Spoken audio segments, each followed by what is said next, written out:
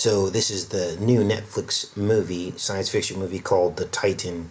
And this is all about them preparing this squad of like military guys to basically exist on the moon of Saturn called Titan.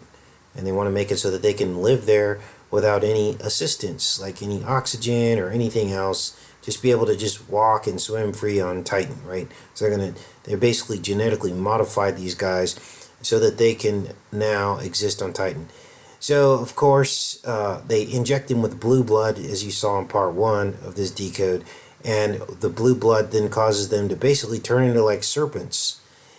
I mean, this is about as in your face as it gets. His skin peels just like a snake losing its skin. Underneath is this blue skin, like a blue blood. And let's continue decoding this.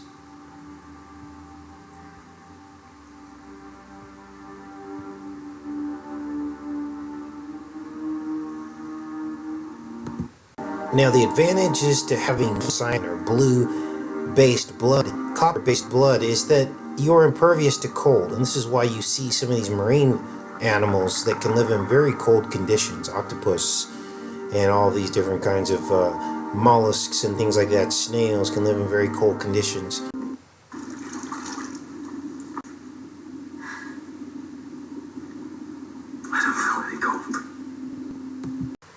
So it's obvious now what they're depicting.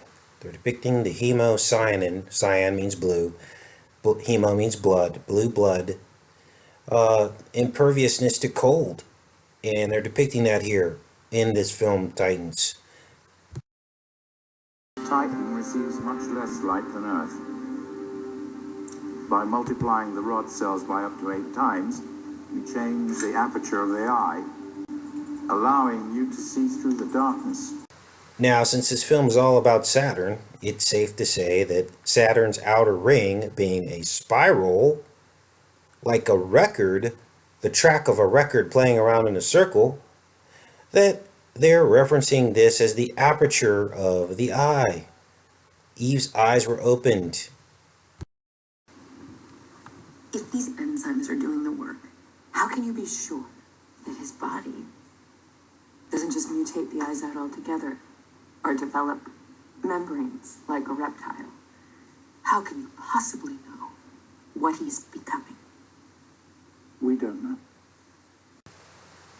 So there's not much left open for debate at this point, because basically they turn him into half reptilian, half man as part of this transformation.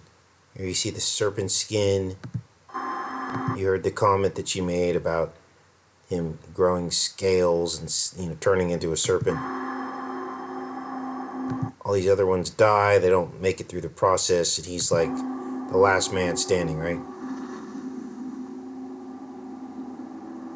And he is now the Serpent Man, Titan Man, right? They're going to send him off to Titan.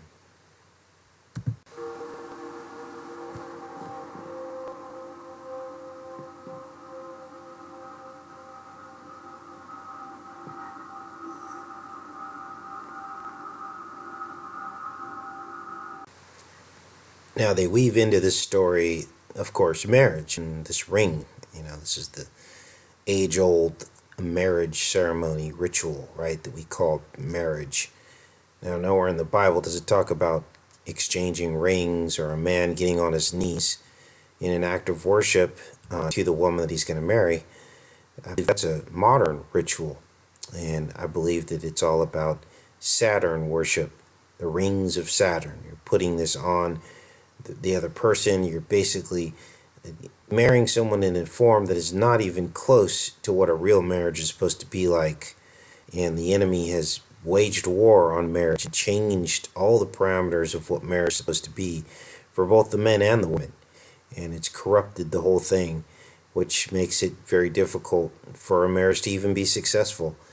And so they believe that, and if they're going to talk about Saturn and the moon and the Titan, they have to weave in here the story of the ring.